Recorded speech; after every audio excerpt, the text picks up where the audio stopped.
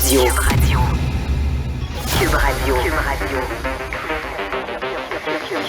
Cube Radio. En direct à LCN. Salut Jean-François. J'ai toujours hâte de t'entendre à 8h45, mais particulièrement ce matin, lorsque Brigitte Bardot s'impliquait, venait au secours des cerfs du parc Michel Chartrand à Longueuil, ça fait beaucoup réagir.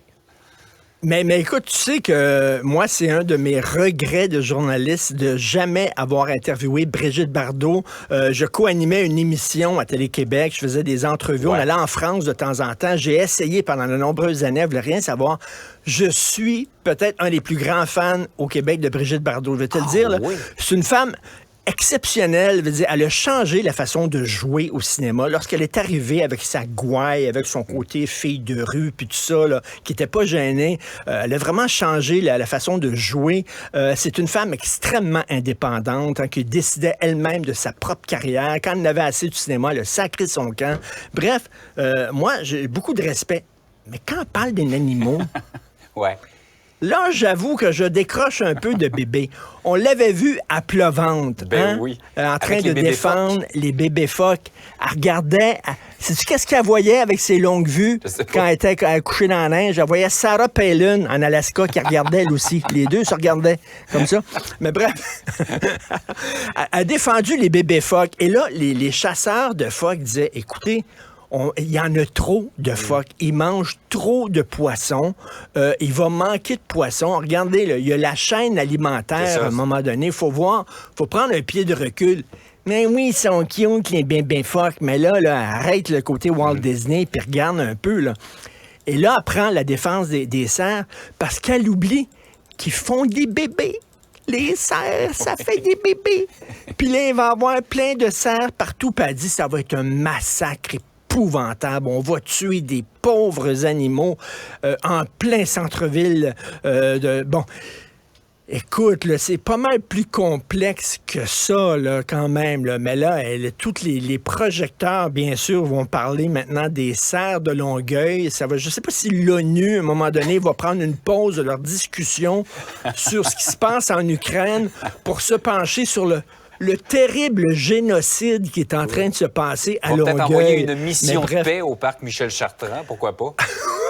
On ne sait jamais, avec plein d'has-been français là, qui viennent ici. Mais bref, est-ce qu'on avait vraiment besoin de ça?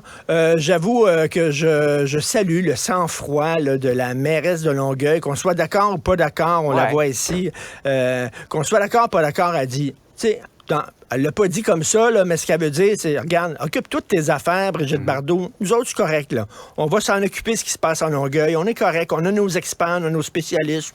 Merci beaucoup. Ça devrait Merci, aller. Mme Bardot. Ça devrait aller. Je pense qu'on est capable. C'est drôle quand tu dis, mêle-toi tes affaires. La plupart des commentaires d'opposants à Brigitte Bardot commençaient par ça ce matin, qu'elle se mêle de ses affaires. Il y a beaucoup de gens qui disent. Mais là, j'ai un fils de 14 ans, moi. J'ai un fils de 14 ans. On est en train de faire le ménage de sa chambre, OK? Puis là, on a trouvé des vieux toutous. Il y a un renard. Il y a un lapin, OK? Il y a un petit chien. Il y a un raton laveur. On va s'en débarrasser. Elle va m'appeler. Elle va m'appeler, Brigitte Bardot. Elle va dire, qu'est-ce que tu fais? Tu vas acheter tes toutous d'animaux comme ça. Je pense que je vais y envoyer. Pourquoi pas? Regarde comment il est cute. Il est cute. C'est mignon. C'est sûr que c'est mignon comme tout, mais effectivement, il faut voir l'ensemble du problème. Hey, Richard, revenons au problème du Parti libéral du Québec. Rarement une troisième vice-présidence de l'Assemblée nationale a fait l'objet d'autant de débats et provoqué autant de chicanes. Une initiative extraordinaire de la Ville de Québec. Alors, moi, je suis déprimé ces temps-ci. La guerre, l'inflation, l'hiver qui arrive, le froid.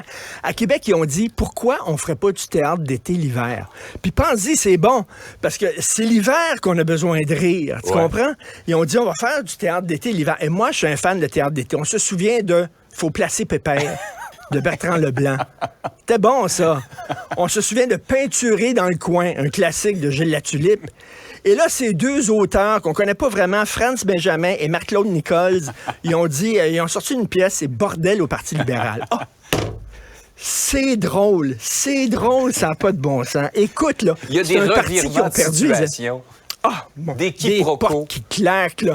Il y en a une qui part, puis elle claque la porte, puis la chef aussi, elle se fait sacrer dehors, puis elle claque la porte. Là, ils veulent ramener celle qui a claqué à la porte, puis là, ils vont chercher un chef, là, là, un gars qui est tout le temps au bout de sa chaîne, un partisan, là. Puis l'autre, il veut partir, puis même lui, là, il part d'une... rire pour mourir. D'ailleurs, le parti se meurt aussi, d'ailleurs, il faut le dire, là. Écoute, que se passe-t-il au Parti libéral? Il me semble qu'ils ont des questions pas mal plus importantes que ça. Ils sont en train de se déchirer pour un poste symbolique. On ne savait même pas que ça existait, ce poste-là, qui donne 35 000 $ de plus par année. Sont-ils vraiment rendus comme ça, à la scène de même, là, qui sont prêts à faire une farce de leur parti pour 35 000 $ de plus? Bref, écoute, ça n'a aucun bon sens, mais moi, je pense que ça va être plus drôle encore qu'il faut placer Pépère.